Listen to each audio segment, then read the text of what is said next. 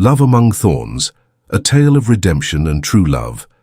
Welcome, dear listeners, to a story that transcends time and reminds us that true love can flourish even in the most barren grounds of the human heart. Today, I bring you a narrative that will transport us to the highlands of Veracruz, Mexico, in the year 1844, where destiny will interweave the lives of two souls, apparently destined for enmity, but called to discover that forgiveness can be more powerful than revenge, and that authentic love can redeem even the deepest wounds of the past. This is the story of Rafael Herrera, a man sold as merchandise, but with the indomitable spirit of one who knows his own worth, and Carmen de Mendoza, a woman wrapped in privileges who will learn that true nobility does not reside in surnames, but in the capacity to recognize our errors and amend them. From where are you joining us today? I would love to know from what corner of the world you are listening to this story of love and redemption. Don't forget to subscribe to the channel and leave your like if this story touches your hearts. Each subscription helps us continue sharing these narratives that feed the soul. Year 1844. El Tordo Estate, highlands of Veracruz, Mexico. The chains resonated against the stone floor like funeral bells, marking each step of Rafael Herrera toward his new destiny. The Veracruz sun fell mercilessly upon his bare back, drawing shadows that seemed to presage the interior battles that were about to unfold. His eyes, the color of roasted coffee under the dawn light, reflected not defeat, but a dignity that circumstances had not managed to break. The thick afternoon air carried with it the sweet aroma of sugar cane, mixed with the earthy smell of moist soil that had just been plowed. In the distance, the monotonous song of workers rose like an ancient prayer, while the cicadas completed the tropical symphony that seemed to vibrate in every pore of skin under that implacable heat. The El Tordo estate rose before him like a fortress of white stone and red tiles, surrounded by gardens that smelled of jasmine and wet earth. The bougainvillea climbed the walls like purple waterfalls, and the orange trees perfumed the air with their intoxicating fragrance. It was a place of almost unreal beauty, which contrasted cruelly with the reality of his arrival, chained like a beast of burden. The workers stopped in their tasks to observe the newcomer, some with compassion reflected in faces weathered by years of sun and work, others with the melancholic resignation of those who know very well the weight of the invisible chains that all carried. Their white fabric clothes, stained by the honest sweat of labor, moved softly with the breeze that descended from the nearby mountains. From the main staircase, a figure stood out against the frame of the great wooden door carved with vine motifs and grape clusters. Carmen de Mendoza, the lady of the estate, observed the scene with the calculated coldness of one who had learned to keep emotions under the iron control of reason and social conveniences. She wore an ivory linen dress that seemed to absorb the golden light of dusk, its fine fabric, moving only with each controlled breath. Her chestnut hair, the color of ripe chestnuts, was pulled back in a severe chignon that left uncovered the elegant line of her neck, where a pearl necklace inherited from her mother shone discreetly. Her green eyes, the color of ancient jade, seemed to evaluate every detail of the man she had just bought, as one examines a workhorse searching for defects or virtues that could affect its value. Rafael lifted his gaze and met those eyes that pierced him like an arrow of ice-cold fire. For a moment that extended beyond time, the world stopped. The sounds of the estate faded, the heat seemed to diminish, and only those green eyes existed, studying him with an intensity he had not expected. Neither did he lower his eyes in submission, as most men in his situation would do, nor did she avert her gaze with indifference, as she usually did with the workers. It was a silent duel, a declaration of war that neither fully understood, but both felt in every fiber of their being. It was as if two forces of nature recognized each other mutually, the storm and the lightning, the ocean and the cliff, destined to collide, but also to create something beautiful in that collision. The merchant who had brought Rafael, a fat and sweaty man whose breath smelled of pulque, and whose small eyes shone with the greed of one who sees human beings as merchandise, cleared his throat impatiently. Flies buzzed around his bald head, and he swatted them away with irritated gestures while waiting for his payment. Don Evaristo, murmured Carmen without taking her eyes off Raphael, her voice clear and musical despite the calculated coldness of her words. "Take him to the stables. Let him learn quickly what his obligations are and the limits of what is tolerated on this property." The butler, a man with silver hair like old silver and hands weathered by 4 decades of loyal service, nodded with the automatic respect of one who had dedicated his life to serving a family.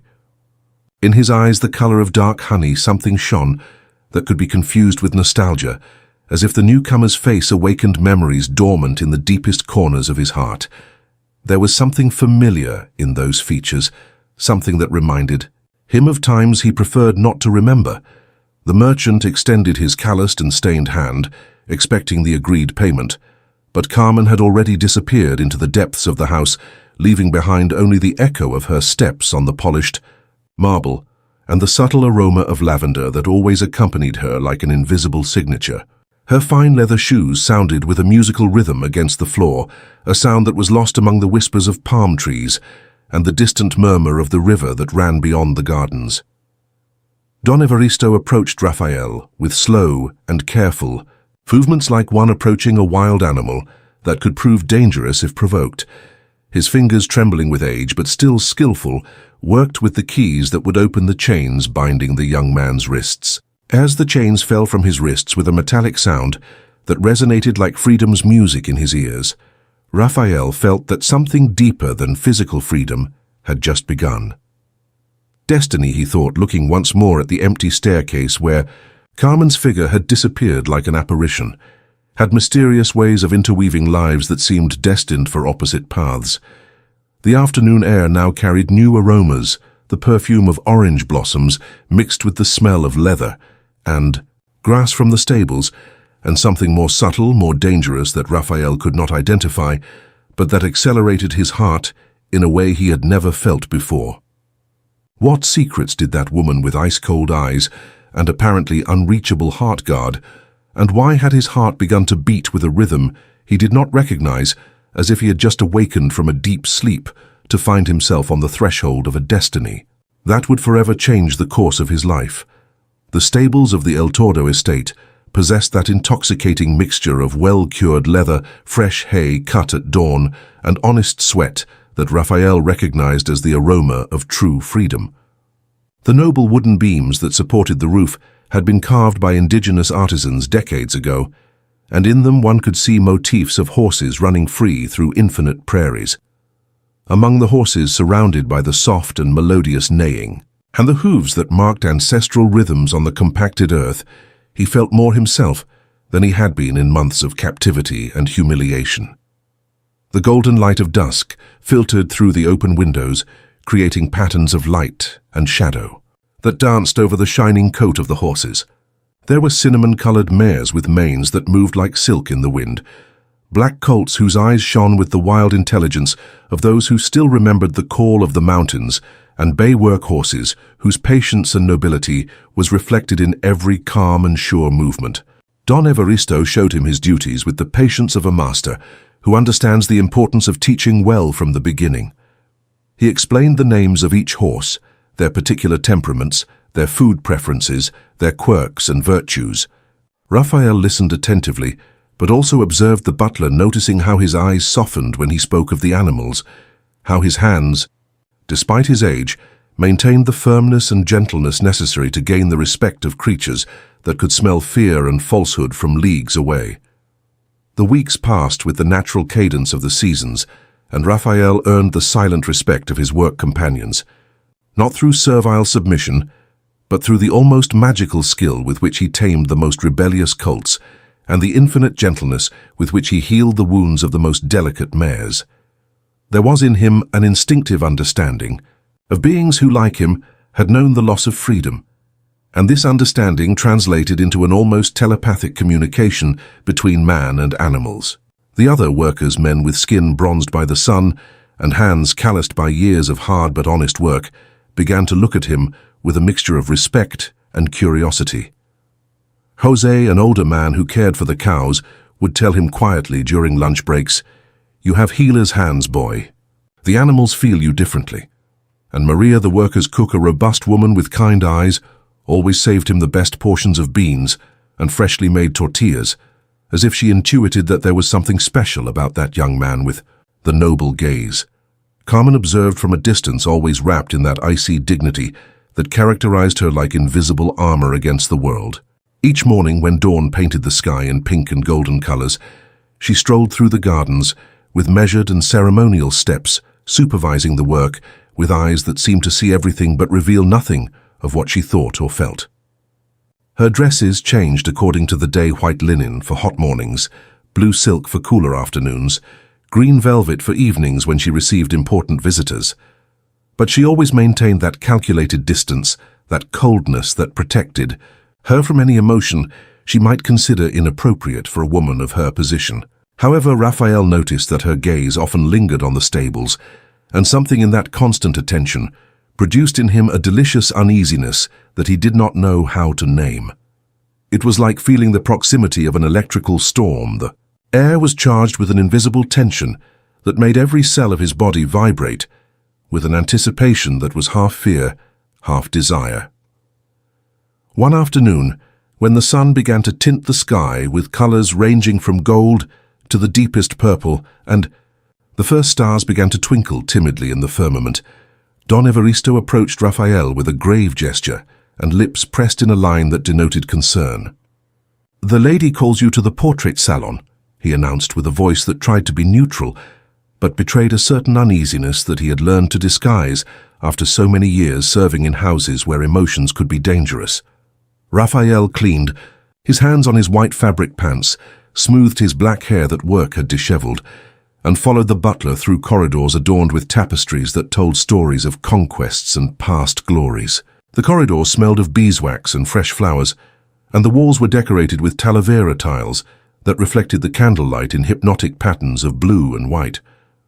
The portrait salon was an imposing gallery where the gazes of generations, of Mendozas, seemed to judge from their golden frames anyone who dared to step on the polished marble that reflected the images like a mirror. The portraits showed men with thick beards and authoritarian gazes, women with long necks and distant expressions, children dressed like miniature adults, all united by that characteristic arrogance of those born, believing that the world belongs to them by divine right. Carmen awaited him standing by the window overlooking the main garden, silhouetted against the golden light of dusk that enveloped her like a halo. She wore a dark blue velvet skirt that whispered softly with each movement, and a white silk blouse that enhanced the aristocratic pallor of her skin. Her hair, normally pulled back in a severe chignon, had partially loosened, creating small rebellious curls that framed her face in a way that made her seem younger, more human, more vulnerable.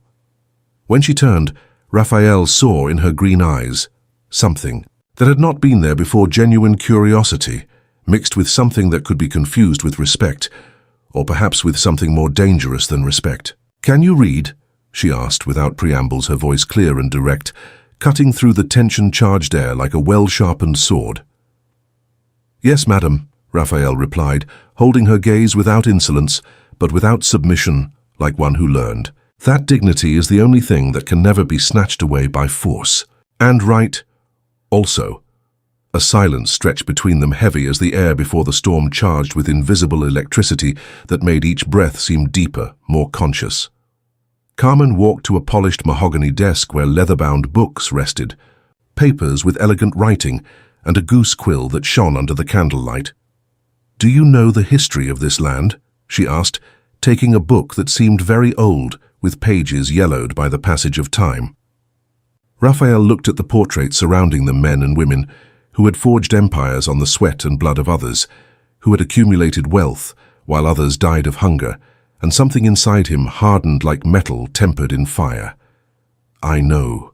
The history told in books, madam, and also the history that is silenced, the one that lives in the scars of men and in the tears of women who never appear in official portraits." It was a bold answer, dangerously bordering on insubordination that could cost him much more than his job. But instead of anger, Carmen's eyes lit up with a spark that Raphael could not fully interpret. It was as if he had passed a test he didn't even know he was taking, as if he had answered a secret question she had been waiting years to hear. "Interesting," she murmured, closing the book with a dry sound that resonated in the silent salon. "Very interesting. Tomorrow you will also begin working in the library. There are old records that need to be organized, catalogued, documents that have been abandoned for years and that require a different perspective." Raphael nodded, intuiting that this was not a simple change of tasks, but the beginning of something much more complex and dangerous. It was as if she had opened a door for him, to a world that until then had been forbidden to someone of his condition, but also as if she had extended a trap whose dimensions he could not yet imagine. When he left the salon, his heart was beating, with an intensity he had not felt since his arrival at the estate. The night air, perfumed with the aroma of jasmines that bloomed under the moon, seemed sweeter to him, more charged with possibilities. Why would a woman like Carmen de Mendoza, accustomed to maintaining social distances with the rigidity of a religious ritual, want to have near a man who dared to challenge the established order with the simple force of his truth? And what secrets? Would those old documents guard that needed a different perspective to be understood? Dawn brought with it the aroma of grass wet with dew and the melodious song of crickets bidding farewell to the night, mixing with the gradual awakening of daytime sounds, the crowing of roosters, the soft lowing of cows in the corral, and the whisper of palm leaves swayed by the morning breeze. Raphael worked among the dusty books of the library, discovering in those yellowed pages secrets of the estate that no one had ever told him. The library was a sanctuary of knowledge, accumulated over generations, with shelves that rose to the ceiling, painted with pastoral scenes and tall windows that let in golden rays of light that danced among the dust particles suspended in the air. Purchase and sale records revealed the constant flow of human lives, treated as merchandise names of workers who had passed through these lands like fleeting shadows in history. Births and deaths noted with the same accounting coldness used to record sugarcane harvests. In those documents, Raphael found fragments of stories that moved him deeply. Letters from workers, begging for news of their separated families, requests for better conditions that had been systematically ignored, and testimonies of injustices that had gone unpunished. Each page was a universe of silenced pain, and Raphael felt that by reading them he was giving voice to those who had never had one. But it was the desperate and heart-rending cry of a filly that made him abandon the books. That crucial morning, the sound reached the library like a cry for help that he could not ignore, penetrating the thick stone walls and piercing his heart like an arrow. The little one had been born during the early morning, weak and trembling like a flower pulled before its time, while her mother fought for her own life after a difficult and complicated birth that had lasted all night. Raphael did not hesitate for a second. He left everything scattered on the mahogany table, with the pages still open showing testimonies from the past, and ran to the stables with his heart accelerated by urgency. Upon arriving, he found a scene that broke his soul. The mare, a beautiful creature with cinnamon coat, lay on bloodied straw, breathing with difficulty, while her small daughter tried uselessly to stand on legs that seemed too fragile to support her trembling little body. For hours that stretched like an eternity, Raphael devoted body and soul to caring for mother and daughter. With infinite patience, he fed the filly warm milk that he obtained from the dairy cows, using a clean cloth as an improvised bottle. He meticulously cleaned the mare's wounds with boiled water and medicinal herbs he knew from family tradition, whispering words of comfort that seemed to come from the depths of his soul, as if channeling the caring spirit of all the mothers who had consoled their children through the centuries.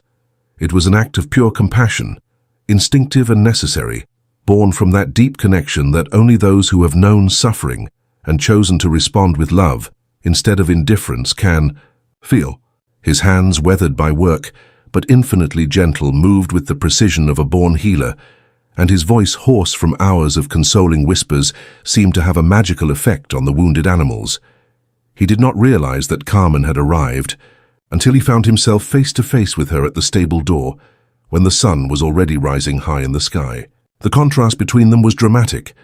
He kneeling in the stained straw with his shirt soaked in sweat and stained with blood, his hair disheveled and his hands dirty but completely dedicated to preserving life. She standing dressed in a cream linen dress that seemed to absorb the sunlight, carrying in her hand a braided leather whip that she never used, but that symbolized her unquestionable authority over all aspects of the estate.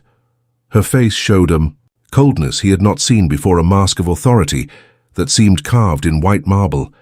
Her lips, normally soft and full, were pressed in a thin line that denoted disapproval, and her green eyes shone with a dangerous light that could mean storm.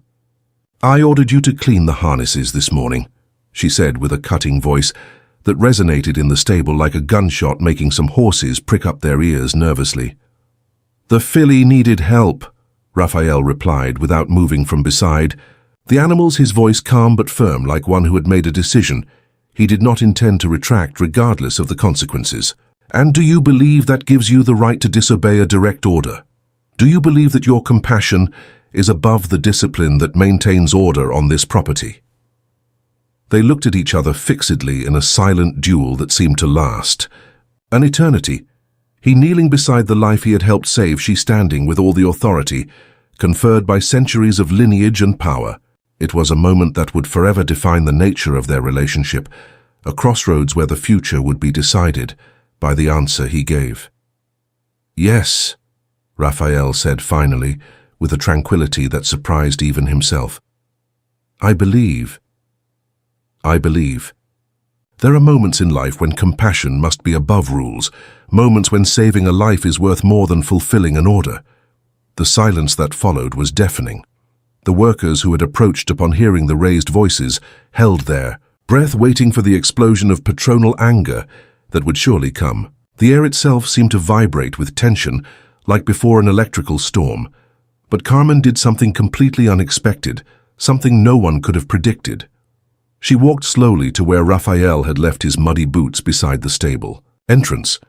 With deliberate and ceremonial movements, she took a soft bristled brush used to clean fine harnesses, and with an almost ritual concentration, began to clean the dried mud from the boots. The gesture was more humiliating than any scream or physical punishment. It was a subtle lesson in power, a masterful demonstration that true authority does not need screams to make itself felt, that it can bend the will of others with acts that hurt more than blows. Raphael understood the message. She could humiliate him without touching him, reminding him of his place in the social hierarchy, with acts that would remain engraved in his memory forever. The workers observed the scene with a mixture of fascination and horror, some with wide eyes, others averting their gaze as if witnessing something too intimate and too powerful to be observed. No one had ever seen the lady of the estate clean anything with her own hands, and the symbolism of the act did not escape them. "Tonight you will sleep in the open," announced Carmen, without raising her voice, leaving the brush beside the now gleaming boots like mirrors.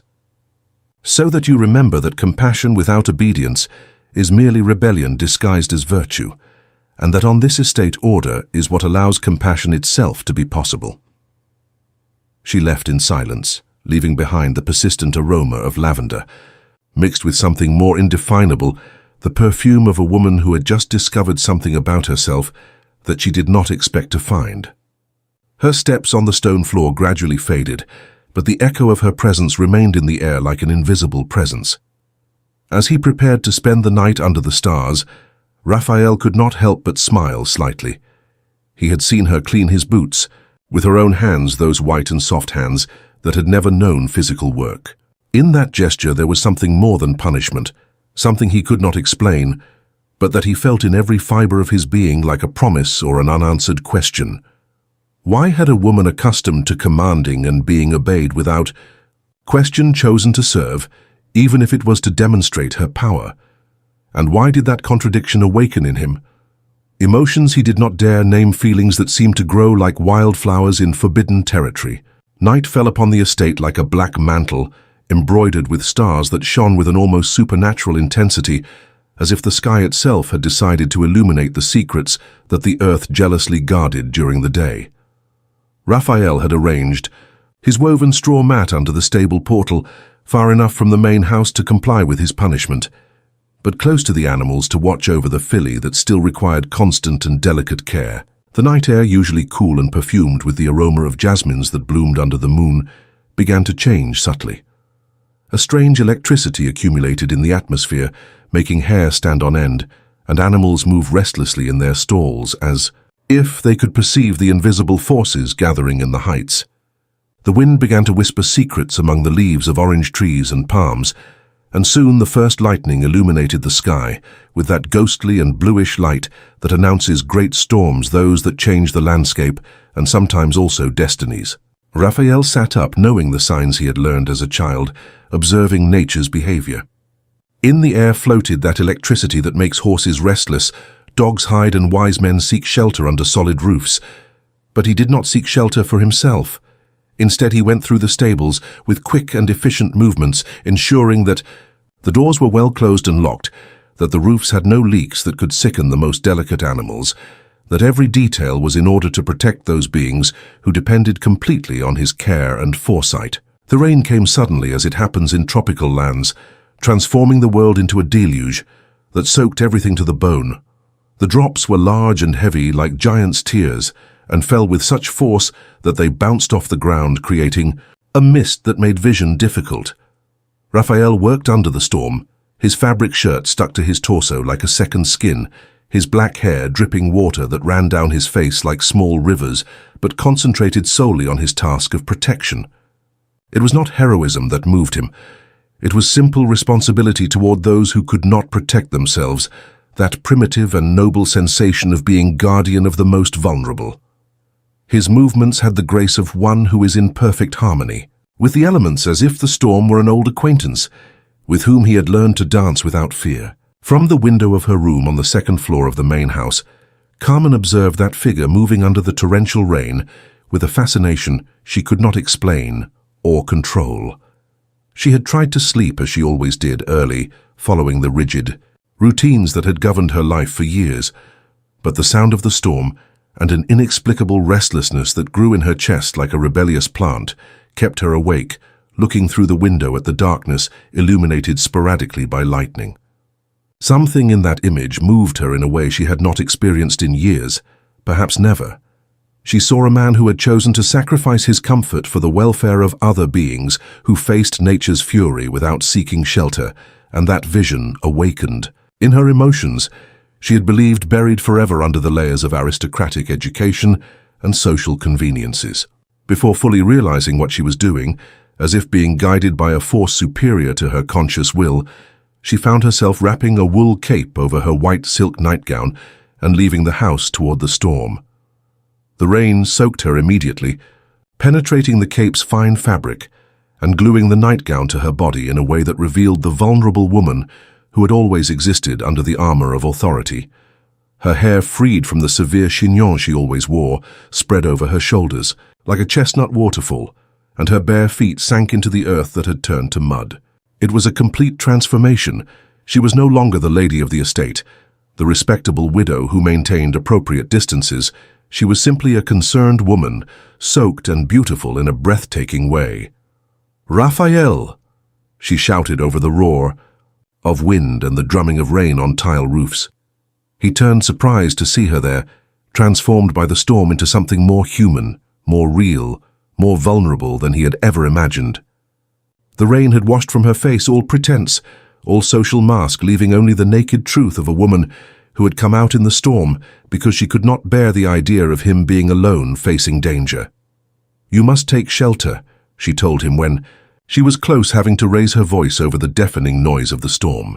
"This rain can be dangerous, the lightning."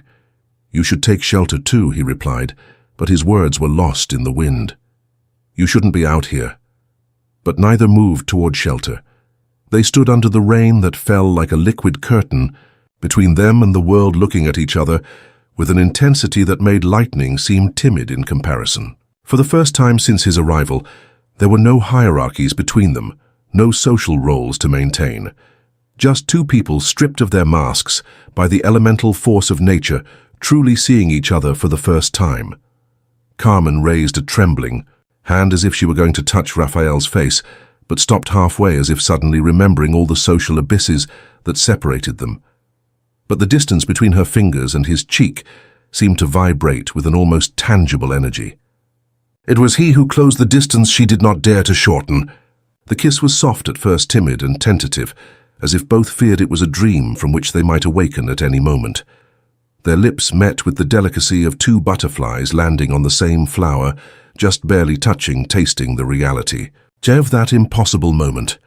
But then it deepened, charging with all the tension accumulated over weeks, with all the averted glances and unspoken words, with all the repressed desires that had grown in secret like plants in darkness. The kiss tasted of rain and dangerous promises of freedom and transgression of everything that was forbidden and everything that was inevitably necessary. Carmen felt the world crumble and rebuild around that moment, and Raphael experienced a completeness he had never known, as if all the scattered pieces of his being finally found their correct place.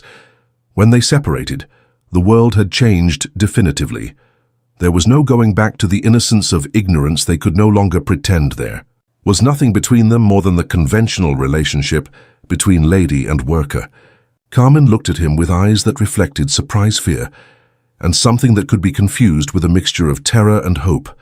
Without saying a word, conscious that anything she said at that moment could break the fragile magic of what had just happened, she ran away to the house, her bare feet splashing puddles that reflected lightning like broken mirrors. Raphael remained alone under the rain that now seemed warmer, gentler, as if the storm had fulfilled its purpose of washing away lies and revealing the truths both had been denying. The water running down his face mixed rain with tears. He did not know whether they were from happiness or from a deep sadness at the impossibility of what had just begun. How could a simple kiss change the course of two destinies and raise questions that neither was prepared to answer? And what forces would that moment of naked truth under the storm that had washed away all social lies unleash the days that followed? The storm passed in a strange and electric tension, as if the entire estate held its breath, waiting for something indefinable but inevitable to happen. The air itself seemed to vibrate with an invisible energy that made even the most mundane conversations acquire a subtext charged with meaning. Carmen avoided the stables with a determination that bordered on desperation, delegating to Don Evaristo any matter that might require her presence near Raphael. When she needed to supervise something related to the horses, she sent written messages in her elegant handwriting or gave instructions through the butler, as if the simple possibility of meeting him face to face could unleash forces she did not feel capable of controlling. Her dresses had become more severe, more covering, as if trying to build walls of fabric between her body and the world. She wore her hair pulled back with a rigidity that seemed painful, and her movements had acquired a mechanical precision that contrasted dramatically with the spontaneity she had shown under the rain. Raphael, for his part, immersed himself in work with an intensity that bordered on obsession, as if keeping his hands busy could calm the thoughts that tormented him day and night. He worked from before dawn until long after dusk, caring for the horses, with a dedication that impressed even the most experienced workers. But in the afternoons, when the heat of the day began to yield and shadows lengthened like fingers pointing to hidden secrets, he took refuge in the library. There, among the dusty books and yellow documents, he sought a kind of peace he found nowhere else. It was during one of those afternoons of obsessive work among old documents when destiny decided to show its cards, with the cruelty characteristic of revelations that come at the most unexpected moment. Raphael was organizing documents dating from previous decades, when a portrait slipped from between the yellowed pages of an accounting record, falling to the floor with a soft sound that resonated in the library's silence like an omen. It was the image of a man about 30 years old, with noble features and serene expression, with eyes that Raphael recognized immediately because he saw them every morning in the mirror when he washed his face in the porcelain basin of the workers' room. The resemblance was so evident, so undeniable, that it took his breath away like a punch to the stomach. His heart stopped for a moment that felt eternal. With hands that trembled uncontrollably, he searched among the papers until he found the name that confirmed his most terrible suspicions: Antonio Herrera Foreman of El Tordo Estate, 1822-1825, a man of exceptional integrity and unwavering dedication. The words blurred before his eyes as a tide of emotions invaded him. Surprise, pain, anger, and something deeper he could not name, but felt like the awakening of a wound that had been dormant for years. "Your father was a good man," said a voice, charged with nostalgia and pain behind him. Raphael turned to find Don Evaristo at the library's threshold, with a grave face and eyes full of an ancient sadness that seemed to have been keeping for decades.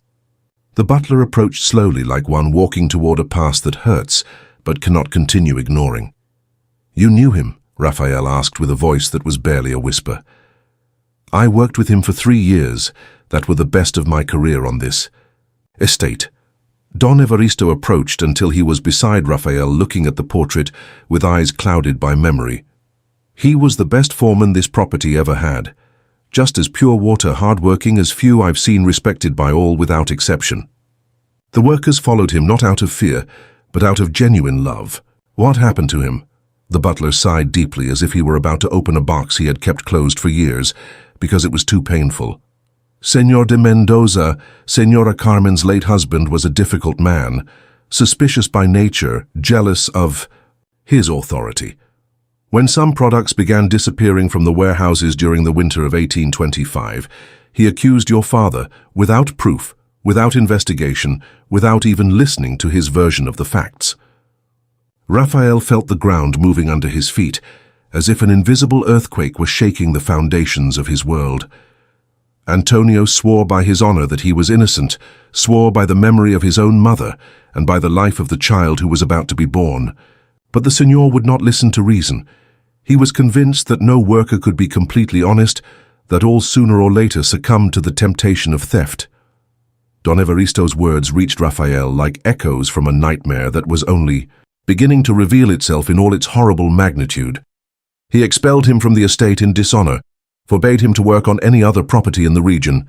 He spread the news among all the landowners that Antonio Herrera was a thief, destroying his reputation deliberately and systematically.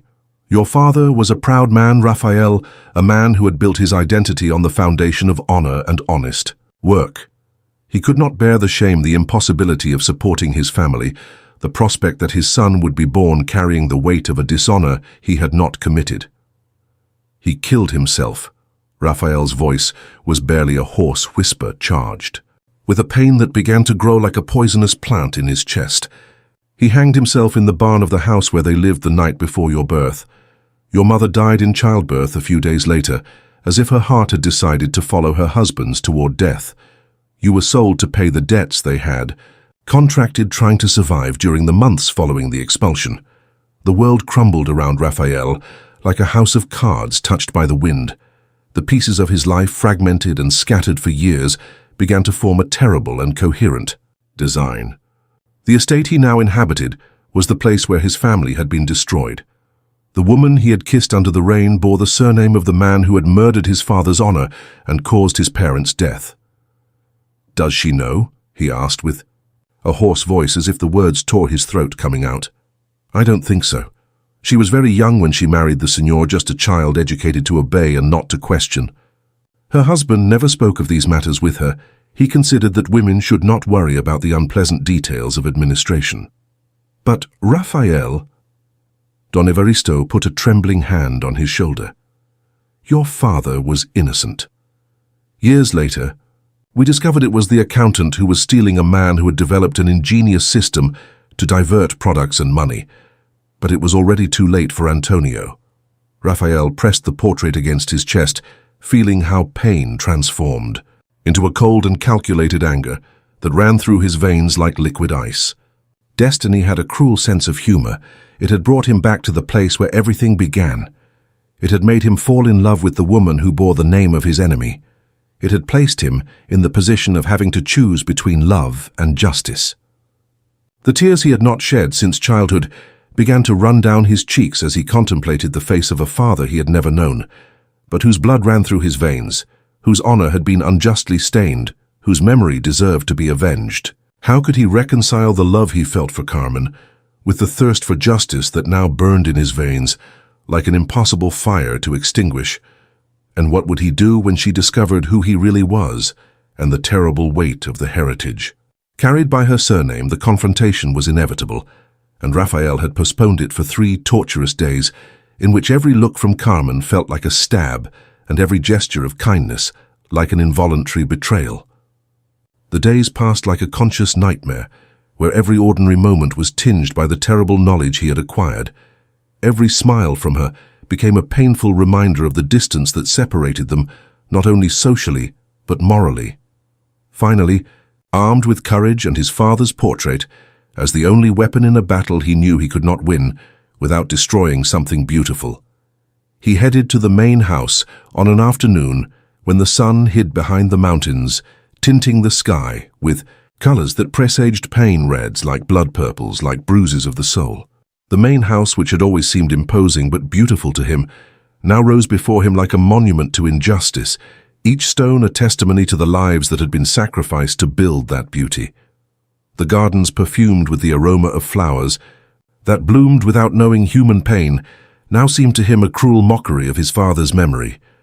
Carmen received him in the main salon, that elegant room where she had spent so many solitary afternoons embroidering or reading romantic novels that now seemed like cruel fairy tales. She wore a green satin dress that perfectly matched her eyes, a color that had always favored her, because it enhanced her natural beauty in an almost supernatural way.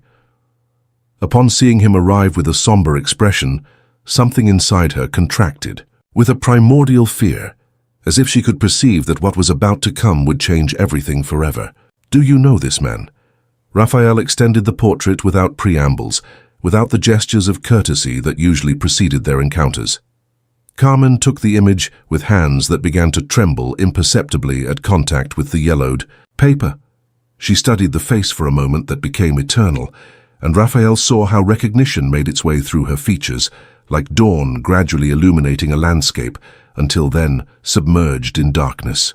It's you," she murmured with a voice that broke like fine crystal. "But it can't be. This man looks older, and the clothes, the style. It's Antonio Herrera, my father, the man your husband falsely accused of theft almost 20 years ago. The man who took his own life because he could not live with the dishonor that Señor de Mendoza cast upon his name, like one casts earth upon a grave."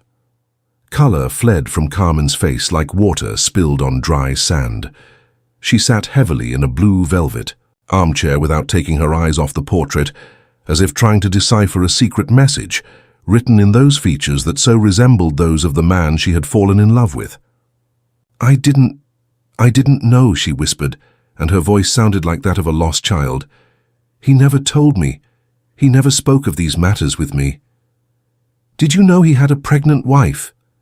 Each of Raphael's words was a deliberate slap pronounced with the coldness of one who decided that truth is more important than love. "Did you know my mother died in childbirth a few days after he hanged himself? Did you know I was sold like an animal to pay the debts they contracted trying to survive after your husband destroyed our family?" Carmen covered her face with her hands, her shoulders trembling with a grief that seemed to overflow her, like a river leaving its banks. Between her fingers filtered tears she had contained for years, tears for all the injustices she had ignored, for all the silences she had maintained for convenience. "Raphael, if I had known," she tried to say between sobs. "But you didn't." "Sano," he interrupted her with a cruelty he didn't know he possessed. "You lived comfortably in this house, built upon injustice, benefiting from the work of men like my father, while he lay dead because of your husband's unfounded suspicions. You enjoyed comforts paid for with innocent blood. He is dead." Carmen raised her face, and Raphael saw that tears ran freely down her cheeks, bright furrows that reflected the candlelight. "He cannot defend himself or ask for forgiveness. What do you want me to do to flagellate myself for the sins of a man who is in the grave?" Raphael looked at her for a long moment, memorizing every detail of her face, keeping in his heart the image of the woman he had loved during the few weeks when it had been possible to love without knowing the complete truth that separated them like an impossible abyss to cross. "I want you to understand why I cannot stay here. I cannot love a woman who bears the surname of the man who destroyed my family, no matter how much I love her, no matter that every fiber of my being screams that you are not to blame for what happened." The words hung in the air, like bells tolling, for the dead resonating in the salon's silence with terrible finality. Carmen stood up, swaying slightly, as if the weight of the revelation had stripped her of the strength she had always taken for granted. "You love me?" she asked with a broken voice, clinging to that confession, like one clings to a plank in the middle of a shipwreck. "I love you so much it hurts with every breath, so much I feel like I'm drowning when you're not near. But love cannot..." Be built upon a grave without justice, it cannot flourish in soil watered with innocent blood. Without another word, Raphael headed to the door with steps that sounded like a death sentence on the polished marble. Upon reaching the threshold, he turned one last time, engraving in his memory the image of Carmen destroyed, vulnerable, beautiful, even in her pain. Your husband was guilty, Senora Carmen, and although you didn't know, although you were innocent of knowledge, you are the heir to that guilt. I am free now, and I choose to use that freedom to distance myself from this place before love makes me an accomplice to injustice. The door closed behind him with a final sound, leaving Carmen alone with her tears, with Antonio Herrera's portrait, and with the weight of an inheritance she had never asked for, but now would have to carry like an invisible cross. The salon's candles seemed to flicker with her crying, as if the light itself felt compassion for a woman who had just discovered that her life had been built upon foundations of others' pain. Can true love survive when built upon the foundations of an ancestral injustice? And what price will Carmen be willing to pay to redeem the sins she did not commit, but inherited to clean a name she never knew had been stained? Carmen remained. 3 days locked in her room like a penitent, seeking forgiveness in solitude and fasting. The curtains remained closed, creating a perpetual twilight that seemed to reflect the state of her soul.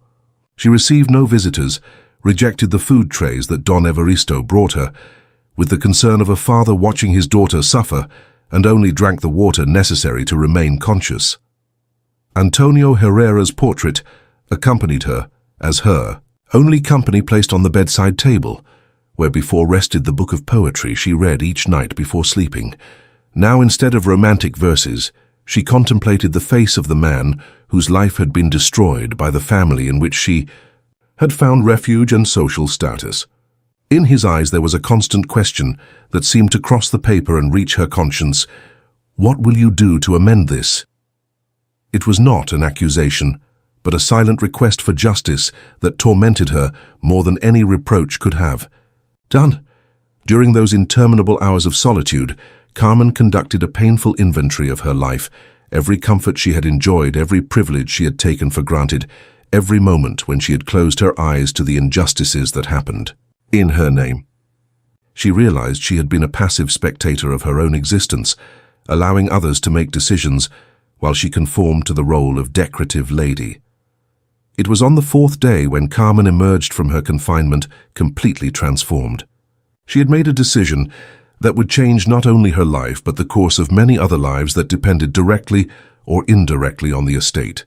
It was a decision that required a courage she had never known she possessed, but which now sprang from her like a fountain that had finally found its way to the surface.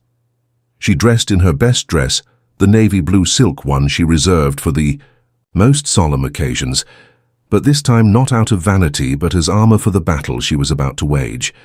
She pulled her hair back in a simple but elegant chignon, put on her mother's jewelry to give herself courage, and ordered the most elegant carriage prepared to go to the town. Don Evaristo tried to dissuade her, moved by genuine concern that transcended his role as employee.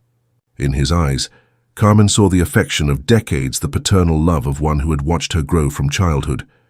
Senora, perhaps it would be prudent to wait, consult some lawyer, think more carefully. I have thought enough, Don Evaristo. I have spent all my life thinking and allowing others to act. Now it is my turn to act. But something in the determination of her gaze, in the new firmness of her voice, made him understand that it would be useless to insist. This was a woman who had found her purpose, and nothing could stop her. The Veracruz Plaza bustled with the characteristic bustle of market day when Carmen arrived. Street vendors hawked their wares with voices that rose above the general murmur: fine fabrics from Mexico, fresh fruits from the orchard, remedies for all ailments. The town women bargained with ancestral skill, children ran between the stalls creating small whirlwinds of energy, and men discussed politics and harvests under the shade of centennial trees. Everything gradually stopped when merchants interrupted their transactions. Women stopped bargaining, and children stood still upon seeing the lady of the region's most important estate step down from her carriage and head to the center of the plaza with determined steps. Without ceremony, without preambles, without the pomp that usually accompanied the public appearances of the wealthy, Carmen climbed the steps of the colonial church and raised her voice so all could hear her. Her voice, educated in elegant salons, now resonated with a force that came from the depths of her being. Citizens of Veracruz, I come before you to acknowledge an injustice that has remained hidden too long, an injustice that has weighed upon my conscience since the moment I learned of it. A murmur of surprise ran through the crowd, like a wave spreading across the surface of a tranquil lake. Carmen continued with a firm voice, but charged with an emotion that made each word reach the listeners' hearts. My late husband, Senor de Mendoza, falsely accused Antonio Herrera, foreman of our estate, of a theft he never committed. That unfounded accusation destroyed the life of an honorable man and provoked a tragedy that bereaved many innocent lives. The murmurs intensified, mixing voices of surprise, indignation, and some comments of approval for the courage Carmen was demonstrating. By publicly confessing her family's errors, Antonio Herrera was a man of exceptional integrity who died defending an honor he had never lost. Today, publicly, I clear his name and acknowledge the immense debt the Mendoza family has with his memory and with all those who suffered the consequences of that injustice. The faces in the crowd showed a complete range of emotions. Some expressed respect for Carmen's courage, others showed surprise at the magnitude of her public confession, and a few reflected the skepticism of those who had learned to distrust the promises of the powerful. Therefore, I announce the following measures I will implement immediately. First, I will return to peasant families all the lands that were unjustly confiscated during the last 20 years, regardless of the economic cost to my patrimony. The crowd stirred visibly. These were not empty promises. These were concrete measures that would directly affect the lives of many families. Second, I will reduce by 50% the taxes paid by workers in the region and completely eliminate fines for payment delays that impoverished so many honest families. Now there were clear voices of approval, faces illuminated with hope, women embracing each other through tears. Third, I will establish a permanent fund to help families who were victims of similar injustices, financed by the sale of my personal properties. The silence that followed was so profound that one could hear the flight of doves over the plaza, the whisper of wind among tree leaves, the heartbeats of a woman who was sacrificing everything she had known to do what was right. Finally, Carmen raised her voice even more, and the tremor in her words revealed the magnitude of the sacrifice she was about to announce. I renounce my position as sole administrator of El Tordo estate. From today, the estate will be administered by a council composed of representatives of the workers and the community to ensure that injustices are never again committed in that place. The impact of her words was like a stone thrown into a tranquil lake, creating waves that extended ever farther. Carmen descended the church steps, walking among a crowd that parted at her passage, some with reverential respect, others with genuine incredulity, but all recognizing they had witnessed something extraordinary. She had sacrificed her social position, her wealth, her power, everything that had defined her for years, all to clear the name of a dead man and build a bridge to the heart of the man she loved. But as the carriage took her back to the estate along roads that now seemed different, more humble but also more authentic, Carmen did not know if Raphael had heard the news, nor if her gesture would be enough to heal the wounds that truth had opened. Between them, like an abyss that seemed impossible to cross, can an act of belated but genuine justice repair the damage caused by years of complicit silence? And will Carmen's total sacrifice be enough to recover the love she had found and lost in the space of a terrible revelation? News travels fast in small lands, especially when it concerns scandals involving the most prominent families and having the power to change the established social order. Raphael learned of Carmen's public sacrifice 3 days after it had occurred, when he was working as a temporary hand on a cattle ranch on the outskirts of the town where he had found refuge after leaving the estate. The news reached him through Pedro, a muleteer who transported goods between towns and who had been present in the plaza during Carmen's speech. The man, with the emotion of one who had witnessed something historic, related every detail to him, the way Carmen had spoken with a firm but emotion-broken voice, how she had renounced everything she possessed, the crowd's reaction that had gone from skepticism to admiration. The news struck him like an unexpected lightning bolt in the middle of an apparently serene sky. For days he could think of nothing but Carmen standing in that plaza, renouncing everything she had known to clear his father's name. It was a gesture of a grandeur. He had not expected a demonstration of moral valor that transcended social barriers and touched something deep in his soul. But at the same time, the news confused him more than it consoled him. Had she done this out of love for him, or out of genuine sense of justice? And what did it mean for both of them that she had deliberately destroyed everything that separated them socially? It was then when the most unexpected invitation of his life arrived. Don Alejandro Vasco, a prominent liberal lawyer from the city of Veracruz, offered him work in his office. Apparently he had heard of his education and his reading and writing skills, and urgently needed someone who could help him with legal correspondence and documents that required clear and educated writing. It's work that requires discretion and intelligence, Don Alejandro explained during his first interview. I handle delicate cases, matters involving prominent families, land disputes that have lasted generations. I need someone I can trust completely. Rafael accepted the job not only out of economic necessity, but because he intuited that this opportunity could open doors to a future he had never imagined possible. Don Alejandro turned out to be a progressive man with liberal ideas who firmly believed that personal merit was more important than social origin. There's a masquerade ball to celebrate the anniversary of independence, Don Alejandro commented to him one afternoon while they reviewed legal documents in his elegant office. You should come with me. It's important that you meet the influential people of the region, that they see that not all capable men come from wealthy families. Rafael accepted, though not for the reasons his employer believed. Something inside him, an intuition he could not rationally explain, told him that this night would be significant in a way that would change his destiny.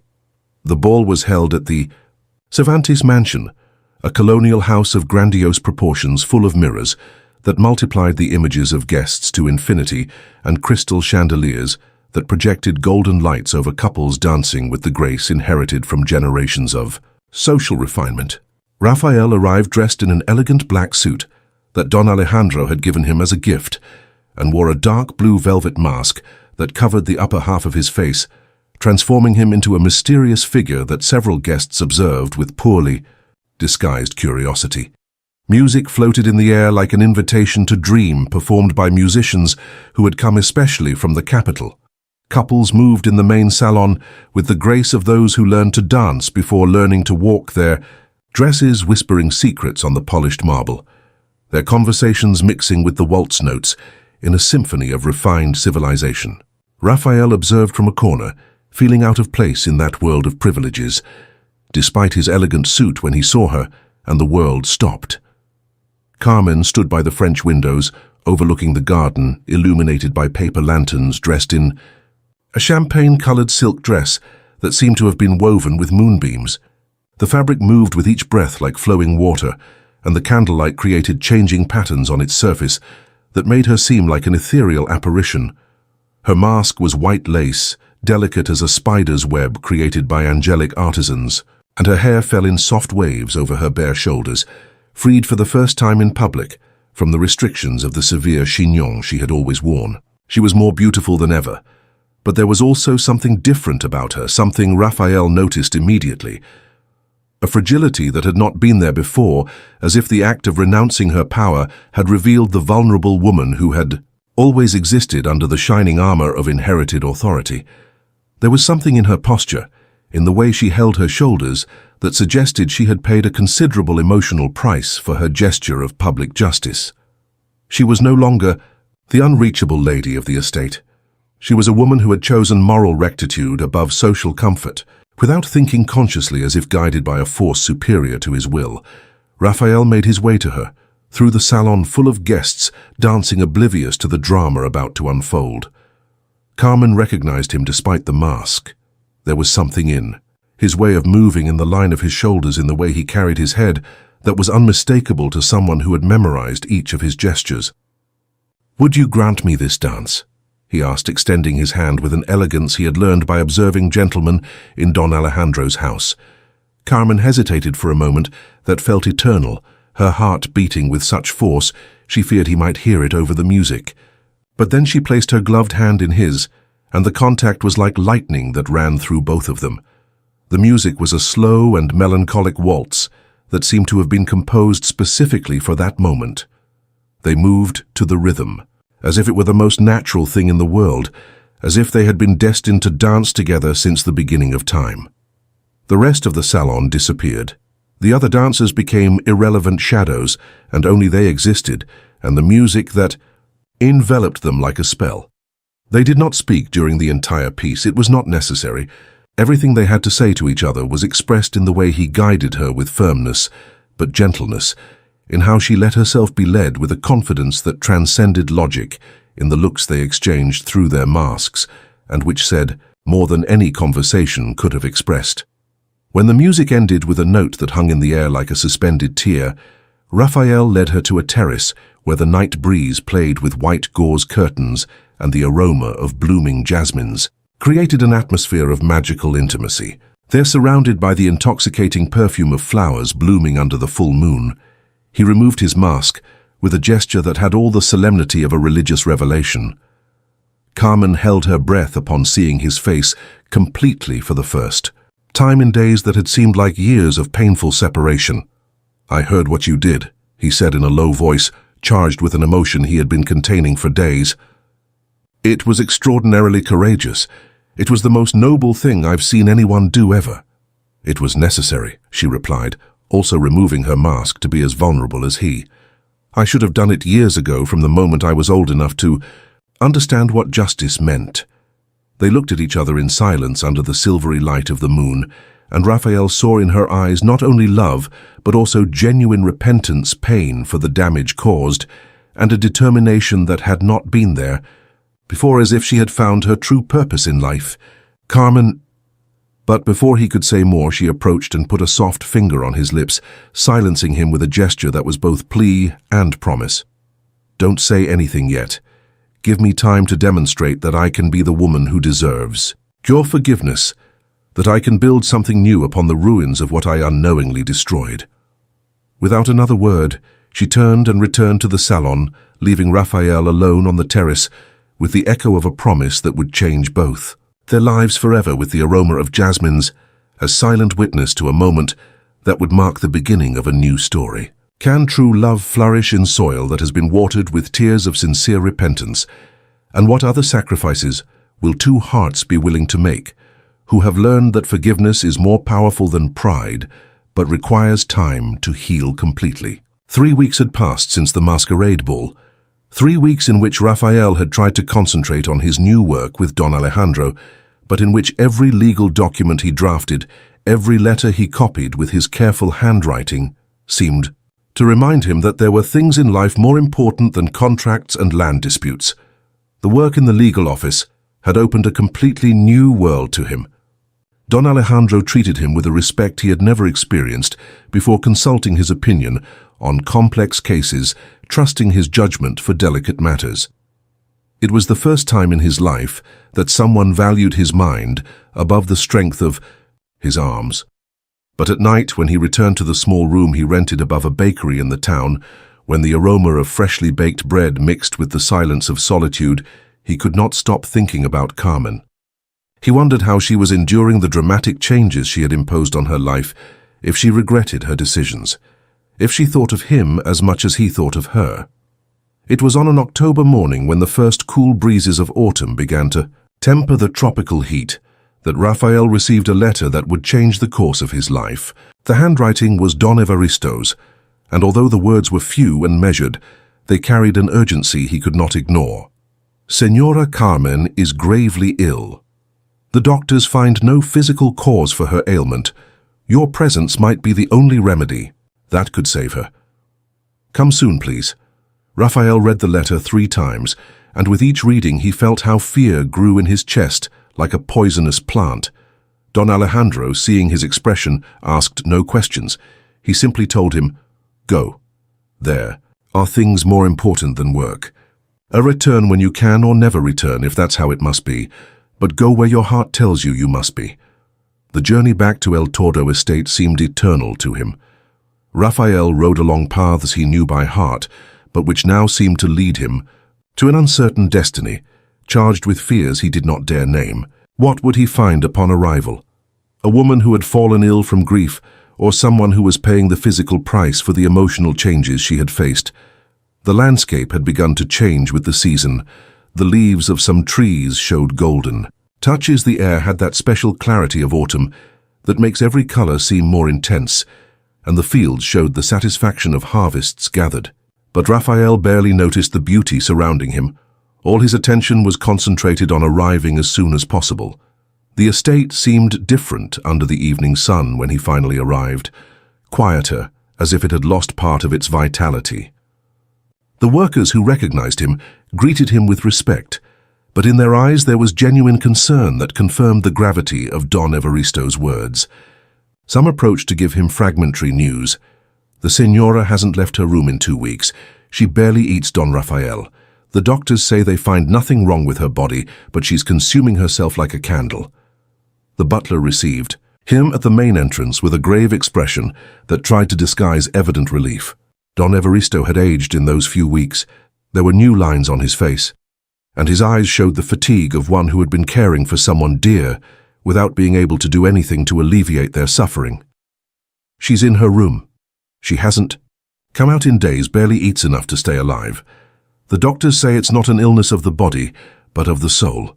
She speaks of you sometimes when she thinks I'm not listening. Raphael climbed the marble stairs he had so often contemplated from below, but now as someone who had the right and urgency to be there. Each step resonated in the house's silence like a countdown to a moment that could define the rest of their lives. Carmen's room door was ajar, and through it filtered a soft golden light that created changing patterns on the corridor floor. Raphael stopped a moment before entering, preparing himself for what he might find. He found her reclining in an armchair by the window overlooking the garden, wrapped in a white cashmere shawl that seemed too large for her body. She had lost considerable weight, and her face had that translucent pallor of one who had cried too much and eaten too little. But when she saw him enter, her green eyes lit up with a hope that broke the heart, as if she had been waiting for this moment during every second of the last weeks. "You came," she whispered, with a voice that was barely audible, but which carried all the gratitude in the world. Raphael approached slowly, taking an upholstered blue velvet chair and sitting beside her. Up close he could see the dark circles that framed her eyes like violet shadows, the slight tremor of her hands that revealed the weakness she had tried to hide. "Don Evaristo wrote to me. He said you were ill." "I asked him not to." Carmen tried to sit up, but weakness overcame her and she had to recline again. "I didn't want you to come out of pity. I didn't want you to feel you had an obligation. I didn't come out of pity." Raphael took one of her hands between his, surprised by how cold and fragile it felt. "I came because I've been as lost without you as you seem to have been without me." Tears sprang from Carmen's eyes, without her being able to contain them, tears she had been keeping for weeks, and which now flowed like a liberated river. "Can you forgive me? Not for what my husband did, because I know that guilt is not in my hands to eliminate completely. But can you forgive me for not having known, for not having asked questions, for having lived in ignorance while your family suffered? The consequences of injustice." Raphael caressed her cheek with infinite tenderness, drying her tears with his fingers. "I've already forgiven you, Carmen. Forgiveness came when I saw you in that plaza, sacrificing everything you had to clear my father's name. There I understood that true love is not compatible with rancor, that it cannot flourish in soil poisoned by revenge. Then why didn't you return before? Why did you let me suffer, thinking I had lost you forever? Because I needed to be sure I could love you without reservations, without my father's ghost interposing between us like a shadow that would darken every happy moment. And now I know I love you, Carmen de Mendoza, not despite what happened, but including everything that happened, because all of it brought us to here." Carmen sat up with effort, gathering strength she didn't know she still possessed, and put her hands on Raphael's face with the reverence of one touching something sacred. "I love you, Rafael Herrera, son of Antonio Herrera, free man, who chose to return to me not out of obligation but out of love. I love you for who you are, for who you were, and for who we can be together. The kiss they shared was different from the one in the storm, different from the silent moment at the masquerade ball. This one had the taste of genuine forgiveness, the texture of renewed hope, the aroma of a future they would build together on solid foundations of truth and mutual understanding. Could two hearts that had known deep pain finally find peace in mutual love? And what new challenges would await them in a world that does not always accept that love transcends social barriers and wounds of the past? The preparations were made, in secret during the following 2 weeks, with the silent complicity of Don Evaristo and the discreet help of some workers who had come to respect both Raphael and Carmen, and who understood that their love was something special that deserved protection and care. It wasn't that their love was impossible in absolute terms, but both knew that staying at the estate would mean living under the constant weight of curious looks, whispered comments, and the expectations of a society that would not easily understand their story nor accept without resistance the union between a former aristocrat and a man who had arrived in chains. Carmen had already taken all necessary legal measures with an efficiency that surprised even Don Alejandro, who had helped with the documents.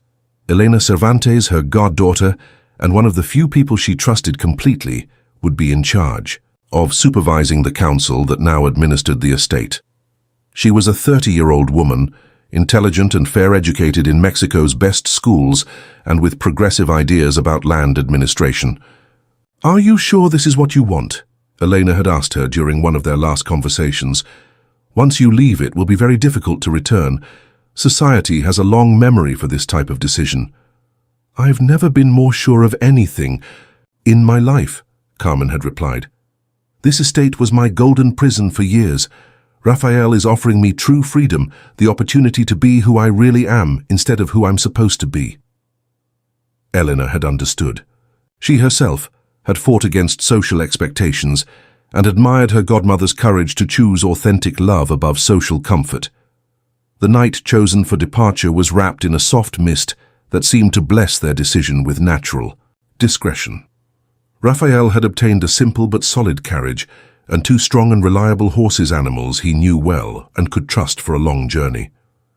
The belongings they carried fit in 3 medium-sized trunks. Some books Carmen could not abandon basic, but good quality clothing, the jewels Carmen had inherited from her mother, and which would now allow them to begin a new life with some comfort. And most important of all, Antonio Herrera's portrait carefully wrapped in silk to protect it during the journey. "Are you sure?" Raphael asked her for the last time as he placed the last trunk in the carriage under the silvery light of a moon that seemed to smile benevolently upon their plans. "Once we leave here, we cannot go back. We will be Raphael and Carmen, simply without titles, without estate, with nothing more than what we can build with our own hands." Carmen, dressed in a simple light blue cotton dress and a shawl woven by the town women, farewell gifts they had received from some workers, smiled with a serenity she had not shown in months. "I've never been more sure of anything in my life. This estate was my golden prison for years, a beautiful place, where I lived a life that wasn't really mine. You're offering me the freedom to be who I really am, not who society expects me to be." Don Evaristo approached with moist eyes, carrying in his hands a small leather pouch that had the weight of something more than money. "For the road," he said simply, his voice broken by emotion. "And so you know you will always have a home here if you ever wish to return. This land will always remember you." Carmen embraced the man who had been more of a father to her than her own father, who had watched her grow from childhood and now saw her leave for a new life. "Take care of the estate, Don Evaristo. Make sure Elena has all the support she needs, and take care of yourself because you're the closest thing to family I've ever had." "Take care of your love," the butler replied, with the wisdom of one who had lived enough to know what is truly valuable in life. "It's the most valuable thing you carry, more than any material possession." Some workers had approached silently to say goodbye. Jose, the cattle caretaker, gave Raphael a bone-handled razor. "So you can defend yourself on the road, Don Raphael." Maria the cook gave Carmen a small bag of medicinal herbs. "So you won't lack remedies, Doña Carmen." The carriage set off under the silvery light of the moon, with a soft sound of wheels on earth that seemed like a song of freedom. Carmen did not look back, even once she had her eyes fixed on the horizon, on the future they would build together. Raphael, for his part, felt that each turn of the wheels took him away not only from a place, but from a version of himself that had been defined by pain, resentment, and thirst for revenge. They traveled all night, stopping only for the horses to rest and drink water in streams that reflected the stars like scattered diamonds. They talked in low voices about their plans, their hopes, their fears, building with words the future that awaited them. At dawn, when the sun began to paint the sky in pink and golden colors, they reached a hill from where their destination could be seen. San Miguel de las Flores, a small town, nestled in a green valley where the mountains met the sky in a perfect embrace. "What do you see when you look there?" Raphael asked Carmen, pointing to the town that spread before them like a promise.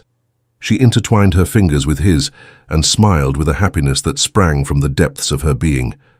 "I see a small house with a garden where we can plant our own flowers, where each plant will be witness to our joint work. I see quiet mornings without the pressures of maintaining a social position and afternoons of honest work that will tire our bodies but feed our souls. And if people ask where we came from, if they want to know our story, we'll tell the truth that we came from love, that overcame obstacles, and that we're going toward happiness built with our own hands, that we are Raphael and Carmen without surnames that carry the weight of the past, but with a future we will write ourselves." The carriage descended the winding path to San Miguel de las Flores, carrying two souls who had chosen to write their own story, free from the errors of the past but enriched by the lessons learned through pain and redemption. San Miguel de las Flores turned out to be exactly what Carmen had imagined, in her most hopeful dreams.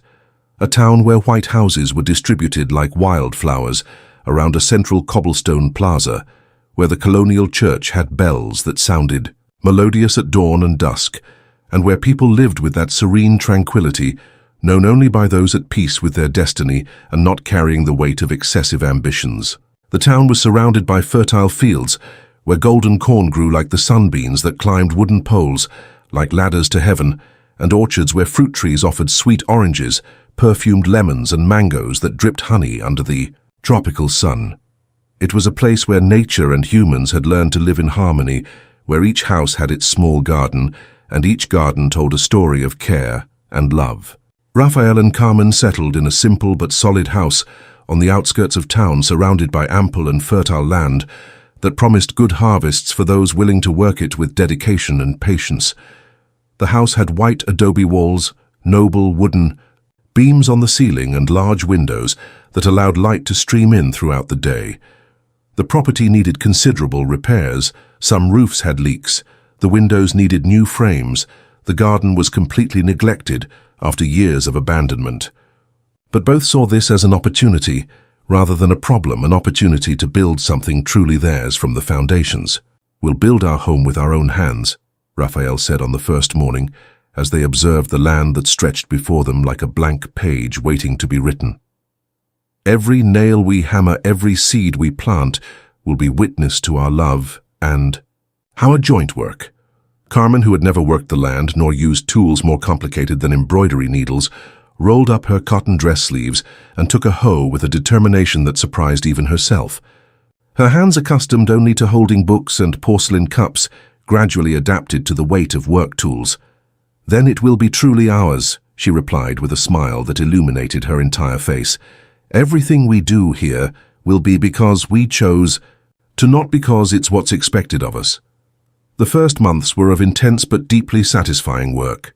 Raphael repaired roofs and windows during the hottest hours, when the sun made working in the garden impossible, and in the afternoons when the air cooled with the breeze descending from the mountains.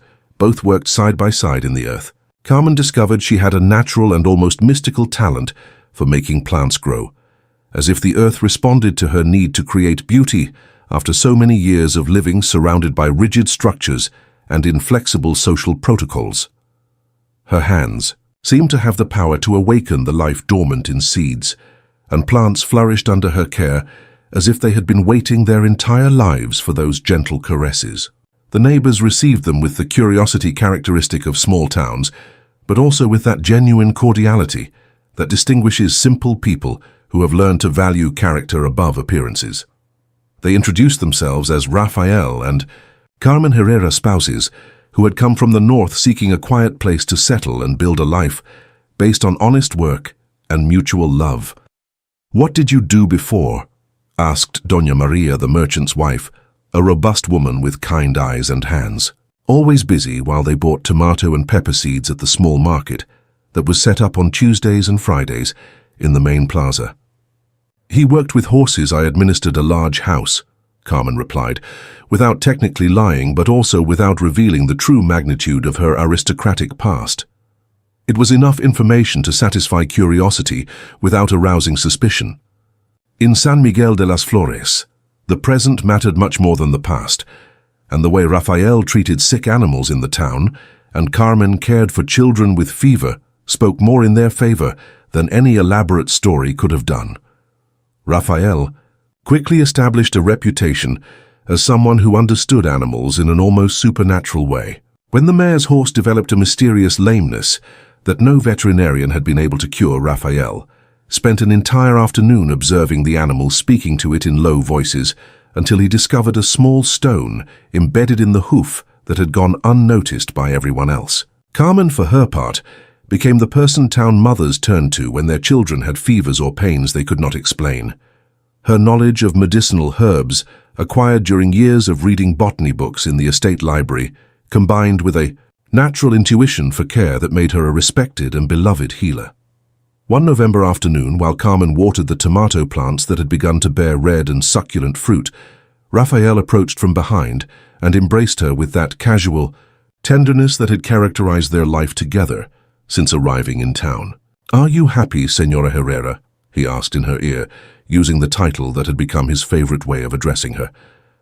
Carmen leaned against his chest, feeling the comforting solidity of his arms around her, breathing in the masculine aroma mixed with the perfume of flowers they had planted together. "Happier than I believed possible when I was the lady of a large estate and had everything money could buy. And you, Señor Herrera, I feel that for the first time in my life, I'm where I should be, with whom I should be doing what I should do. I don't miss anything from my previous life. But happiness, as Rafael had learned throughout his life, never comes without challenges that test its solidity." One afternoon, while Rafael worked at the market helping Don Pedro with his cart that had lost a wheel, a group of muleteers arrived in town from Veracruz, carrying goods to sell in the region's towns. Among them, Rafael recognized with a shock that froze his blood a man who had worked at El Tordo estate during the last days of his stay there. It was Joaquin, a middle-aged man with a scar crossing his left cheek, the result of a horsefall years ago. The recognition was mutual and immediate. "Rafael Herrera," the man shouted with a voice that resonated throughout the plaza like a gunshot. "What the devil are you doing here? I thought you had disappeared forever after all that scandal with the widow Mendoza." The silence that fell over the market was deafening. Conversations stopped as if someone had extinguished all voices.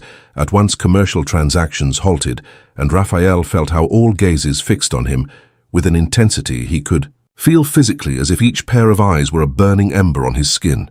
The news of his past had come to claim its share in the new life he had built so carefully. Can secrets remain buried forever? Or does the past always find a way to reach those who try to flee from it? And how will the town of San Miguel react when they learn the true story of their new neighbors, who had arrived with false names and half-told histories? The news spread through San Miguel de las Flores like smoke from a fire. The Herreras were not exactly who they had said they were. Rafael was a former estate worker, that was true, but Carmen was none other than the legendary widow Mendoza, the woman who had caused such a scandal in Veracruz by publicly renouncing her fortune and privileges for reasons that now began to make sense to those who knew the complete story. The versions of the story varied dramatically, according to who told them, as usually happens when reality mixes with popular imagination. Some of the most suspicious said that Rafael had seduced the rich widow to steal her fortune using seduction arts he had learned who knows where. Others, more romantic, whispered that Carmen had gone mad with love and had abandoned everything for a man who had bewitched her with his beauty and mysterious manners. The cruelest, those who always find pleasure in others' misfortunes, insinuated that there was something dark and sinister in that story, something that would explain why two people of such different classes had fled together to a lost town where no one knew them They spoke of revenge, blackmail, terrible secrets that united them in an alliance against nature. Carmen learned of the rumor when she went to the market for provisions for dinner, as she did every Tuesday and Friday since their arrival in town. She immediately noticed how conversations stopped abruptly at her passage, how gazes followed her. With a mixture of morbid curiosity and distrust she had not experienced since they arrived.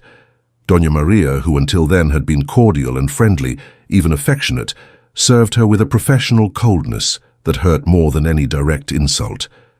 Her eyes, formerly warm, now evaluated her with the distrust of one who wonders if she has been deceived for months. "Is it true that you were a rich lady from Veracruz?" Esperanza, a young woman who worked at the bakery and could not contain herself any longer, finally asked her. Carmen looked her directly in the eyes with the serene dignity that had characterized her entire life, regardless of circumstances. "I was the lady of an estate, yes. Now I am Raphael's wife and your neighbor. Does that really change anything important?" The woman shrugged, clearly uncomfortable with the direct question, but Carmen saw in her gesture that indeed for many it changed everything. She had deceived them by hiding her true identity, and in small towns where trust is the most valuable currency, deception is often unforgivable. That night, sitting in their small kitchen lit by candles Raphael had made with beeswax from the local apiary, surrounded by the aroma of the simple dinner Carmen had prepared with vegetables from their own garden, they talked about what they had expected would be inevitable since the day they arrived. "We can leave," Raphael said, looking through the window at the mountains silhouetted against the starry sky. "Look for another place where no one knows us, where we can start over again. And then flee every time someone discovers who we were." Carmen shook her head, and her chestnut hair moved like a silky cascade in the candlelight. "No, Raphael, I'm tired of fleeing, tired of half-lies and incomplete truths. If we're going to live here, it will be with the complete truth. The whole truth, including the parts that could hurt innocent people. All the truth that is ours to tell, the truth about who we were, who we are now, and why we chose to be here." The following Sunday, after the morning mass in the small colonial church where the bells had sounded calling the community, as they had done for centuries, Carmen asked Father José to allow her to address the congregation. The priest, an older man with a kind face and eyes that had seen enough life to understand the complexity of the human heart, agreed with genuine curiosity. Carmen stood before the small congregation of San Miguel de las Flores with Raphael at her side, as he had always been since they decided to build a life together. Her voice, clear and firm, filled the silent church, where only the murmur of wind among the old wooden beams could be heard. "You've heard rumors about us, and you have the right to know the complete truth. My name is Carmen de Mendoza, widow of El Tordo Estate in Veracruz. Raphael was a worker on that estate, sold there as labor, after my late husband unjustly destroyed his family with false accusations." A murmur ran through the attendees, like a wave spreading across the surface of a tranquil lake, but Carmen continued with a firm voice. "We fell in love, yes, but our love was born from justice, not from blind passion. When I discovered the injustices committed in my name, injustices of which I had no knowledge, but for which I was responsible through my voluntary ignorance, I renounced all my privileges to amend them as much as possible." She paused, looking at the faces observing her with attention, some with growing sympathy, others still with distrust. "We chose to come here not to hide from our past, but to build a life based on honest work and true love. If we lied by omission about our origins, it was because we wanted you to judge us for who we are now, not for who we were." Her voice softened, becoming more personal, more vulnerable. "If this offends you, if our presence disturbs the peace of your town, we will leave, without resentment. But if you can accept us as we are, as Raphael and Carmen, who work the land and respect their neighbors, then this will be our home forever." The silence that followed seemed eternal, weighted with decisions that would affect not only them, but the entire community. Finally, Don Pedro, the owner of the cart Raphael had been fixing since their arrival, stood up with slow but determined movements. "I've seen Raphael work for months. He's an honest man who never charged me more than fair, and who fixed my cart more times than I can count. And I've seen Carmen care for my granddaughter when she had that fever that had us so worried. They're good people, The past is the past, what matters is the present. One by one, other voices rose in support, not all but enough for Carmen to feel they had earned the right to stay. Esperanza, the young woman from the bakery, stood up. "I like that. You chose to live like us instead of staying in your world of the rich. That says something good about who you really are. Can complete honesty disarm the most entrenched distrust? And will the acceptance of some be enough to build a full life in San Miguel de las Flores? Or will they need to earn the respect of the entire town step by step?" The town's acceptance was gradual and complex, like dawn that comes slowly, but ends up illuminating the entire landscape with its golden light. Some neighbors continued to maintain their distance, not out of malice, but from natural distrust toward what they did not fully understand, but others began to treat Rafael and Carmen with the normalcy they had sought since their arrival. The town's children, with that instinctive wisdom possessed only by the young, were the first to accept them completely. To them, Rafael was the man who cured their sick pets, and Carmen was the lady who always had sweets made with honey from her own bees. Their aristocratic past mattered less than nothing to them. What counted was that their dogs stopped limping, and that there was someone who told them beautiful stories about princesses who chose love above castles. Everything changed dramatically one October night, when fire threatened to destroy not only their new life, but the life of the entire town. It was one of those tragedies that come without warning and reveal people's true character when they face total loss. It began in Don Pedro's granaries, where a poorly extinguished candle after a nighttime inspection of merchandise ignited the dry hay bales that had been stored for winter. The autumn wind, which descended dry and constant from the mountains, fanned the flames and carried them to nearby houses with a terrifying speed that turned the quiet night into a nightmare of smoke and orange flames. The entire town awakened to the penetrating smell of smoke and the desperate cries of fire, fire, that spread from house to house like a primitive but effective alarm.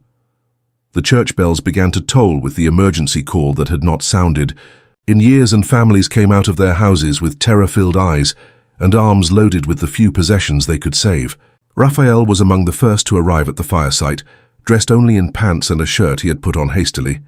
He immediately began organizing the men to form human chains that would pass buckets of water from the plaza's main well to the flames, that grew like hungry demons, devouring everything in their path. His knowledge of fire's nature, acquired during years of work on estates where fires were a constant threat, allowed him to direct the efforts with an efficiency that saved several houses that would have been consumed by flames without his intervention. But it soon became evident that the fire was winning the battle. The flames had already reached 3 houses and threatened to spread to the entire block where some of the town's oldest families lived. The wind gave no respite, and the water buckets seemed like insignificant drops against the fury of an element that had decided to claim territory.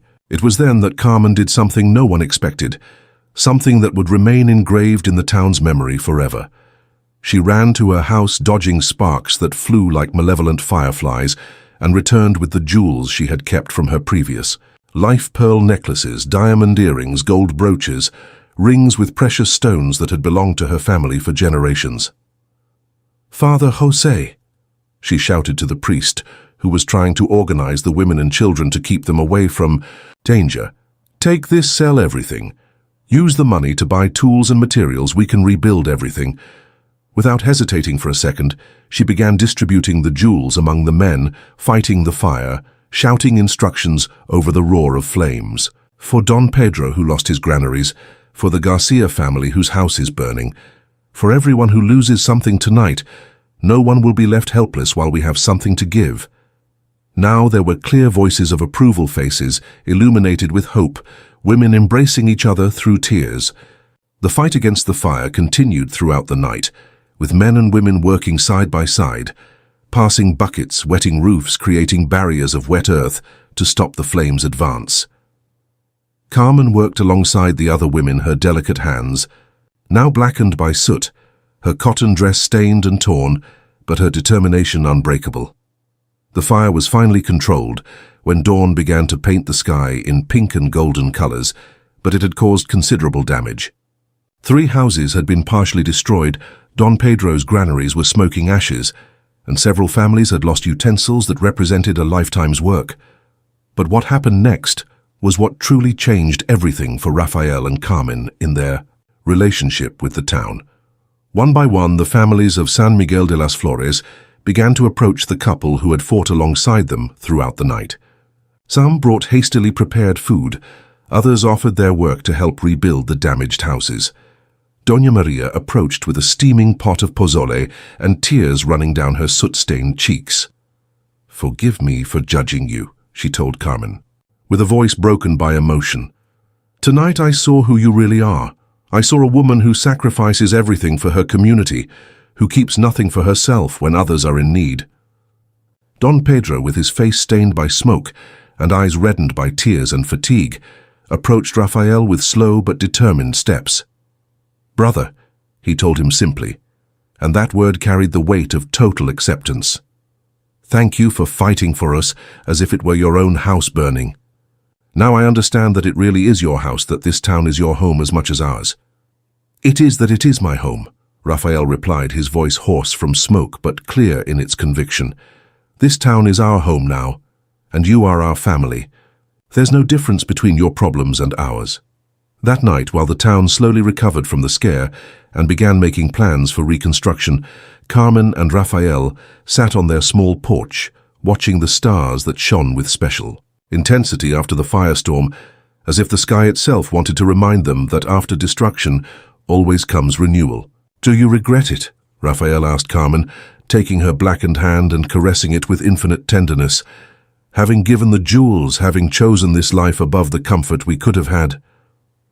Carmen squeezed his hand and smiled with a serenity that came from the depths of her soul.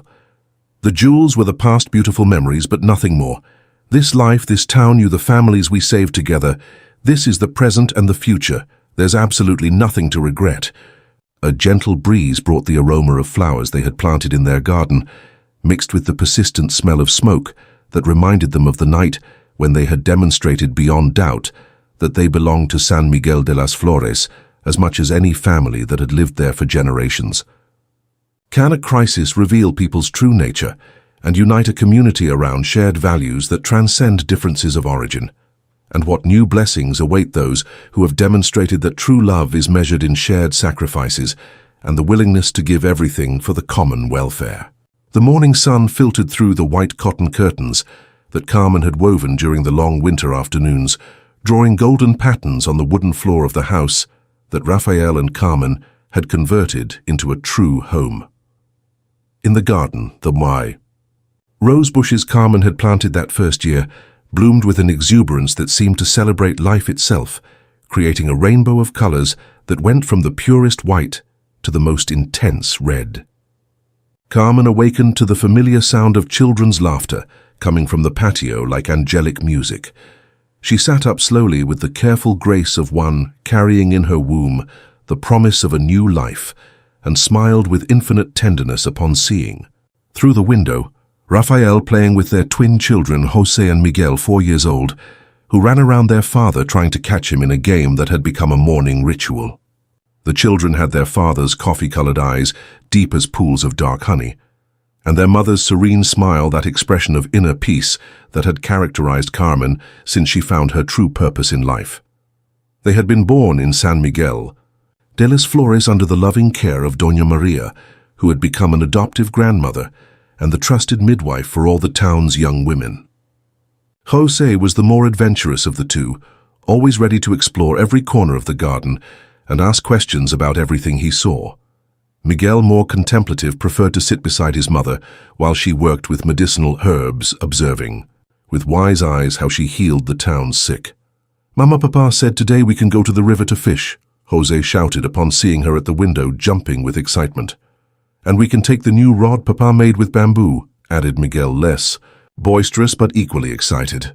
Carmen put on a cotton robe embroidered with wildflowers, a gift from the town women for her last birthday, a token of the affection she had managed to earn, and went out to the patio.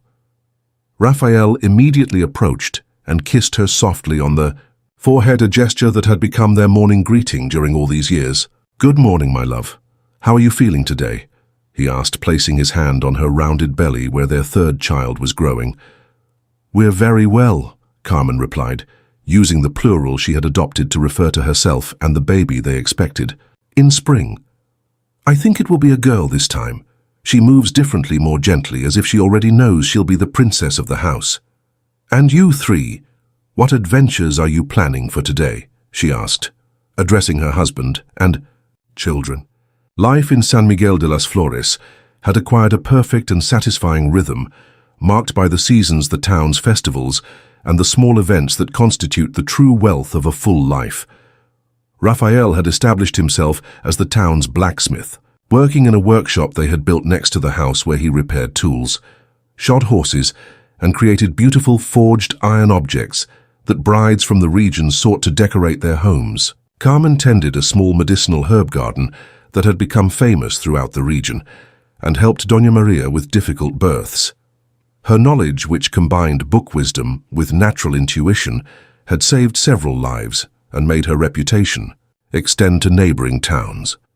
After breakfast of freshly made tortillas, refried beans, and clay pot coffee that perfumed the entire house, while Raphael took the children to the river to teach them to fish with the patience he had learned from his own father through Don Evaristo's memories, Carmen sat on the porch to read a letter that had arrived that morning with the mail. It was from Don Evaristo, who wrote to them religiously each month to keep them informed of events at the estate and in the region. His handwriting, though somewhat tremulous with age, continued to be elegant and clear. "Dear Raphael and Carmen," the letter began with its usual affection.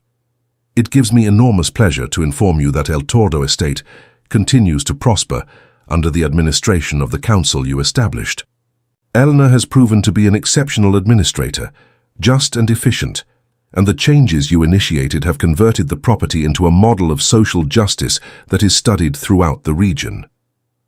Carmen smiled, reading these lines, feeling deep satisfaction, knowing that her sacrifice had borne lasting fruit. The letter continued. "Don Antonio's portrait now presides over the estate's main salon, and every new worker knows his story and the reason this property is different from all others. His memory has been not only cleared, but honored as it deserves. I also wanted to inform you," Don Evaristo continued, "that we have converted part of the estate into an agricultural school where young people from working families learn modern cultivation and administration techniques. We call it the Antonio Herrera School in honor of the man whose memory was finally vindicated, thanks to you." Tears ran freely down Carmen's cheeks as she read these words. They were not tears of sadness, but of deep and satisfying joy, the joy of knowing that the past had been healed and that the future would be better for many families. Raphael had returned from the river with the children when she finished reading the letter. The little ones came running with pink cheeks from sun and excitement, carrying a small bucket with silvery fish that shone like jewels. "Mama, we caught 5 fish," they announced in unison. "Good news from what I see," Raphael said, observing Carmen's expression as he dried the children's wet hands. Carmen handed him the letter and watched him smile as he read that serene smile she had learned to love more than anything else in the world. "Do you know what this means?" she asked when he finished reading. "That history was written correctly in the end," Carmen replied. "That our love not only healed us, but also healed the wounds of the past and created something beautiful that will last much longer than our own lives." That afternoon, while the children napped in their small room full of wooden toys Raphael had carved during winter nights, Carmen and Raphael walked to the hill that overlooked the town as they had done so many times during these 5 years of shared happiness. From there they could see the entire expanse of San Miguel de las Flores, the white houses with their red roofs shining under the sun, the flowered gardens that each family maintained with pride, the plaza where festivals were celebrated, and where children played after school, the church where they had married 3 years ago in a simple ceremony, but full of love and blessings from the entire community. "Did you ever imagine we could be so happy?" Raphael asked, embracing Carmen from behind and feeling how their unborn child moved between them. "No," she replied with complete honesty. "In my most daring dreams, I never imagined such complete and satisfying happiness. A happiness built on solid foundations, truth, forgiveness, honest work and love that chooses to renew itself each day consciously." The sun began to set, tinting the sky with colors that went from the softest pink to the deepest violet. In the distance could be heard the sound of church bells calling for evening prayers, a tradition that had endured for centuries and would continue enduring long after they were gone. "Look," Carmen said, pointing to their house with a smile. "The children have awakened from their nap." Indeed, Jose and Miguel had come out to the patio and were looking for them, with their gaze raising their little hands to shield their eyes from the sun. Upon seeing them on the hill, they began to wave their hands, shouting with voices that came carried by the breeze. "Mama, Papa, come Doña Maria brought milk candies." Rafael and Carmen began to descend the hill, hand in hand, as they had walked during all these years to the house where their children awaited them, to the life they had built together, with patience and love to the future that stretched before them, full of simple but profound promises. Upon reaching their patio, Carmen stopped a moment to contemplate Antonio Herrera's portrait that now hung in the place of honor in their living room, next to a small image of the Virgin of Guadalupe and photographs of their children. The man who had died defending his honor now lived in his grandchildren's memory in the justice that had finally been done, in the love that had flourished where once there was only pain and resentment. "Thank you, grandfather," Jose and Miguel whispered. To the portrait, a ritual Carmen had taught them since they began to speak. "Thank you, Papa," Rafael added in a low voice. "Your son learned that true love is stronger than revenge, that justice can arrive late, but always arrives when there are hearts willing to fight for it."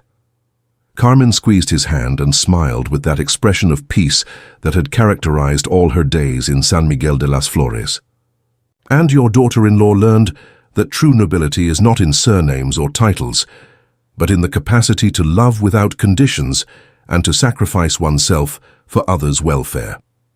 The children ran to them, filling the air with their crystalline laughter, and the family headed to the house where Doña Maria awaited them, with the table set heart full of affection and more stories from town life to share during dinner. Night fell upon San Miguel de las Flores like a gentle and protective blessing, enveloping in peace all its inhabitants, especially those two who had learned that true love not only transcends social differences, but has the miraculous power to redeem the past and build a future where justice and happiness can flourish together, like flowers in a well-tended garden watered with tears of joy. The love that had begun among thorns had bloomed into a garden of hope that would nourish future generations, demonstrating that when two hearts meet in truth and commit to justice, they can create something beautiful that transcends their own lives and becomes a legacy for the world. The children growing up in San Miguel de las Flores would know the story of Rafael and Carmen, and would learn that true love requires courage, that justice sometimes arrives late, but never ceases to be necessary, and that the most lasting happiness is that which is built day by day with acts of kindness, honest work, and the determination to always choose good above ease. Love among thorns had demonstrated that even in the most barren terrain of the human heart, when watered with tears of sincere repentance and cultivated with the patience of true forgiveness, gardens can flourish that feed the soul for entire generations.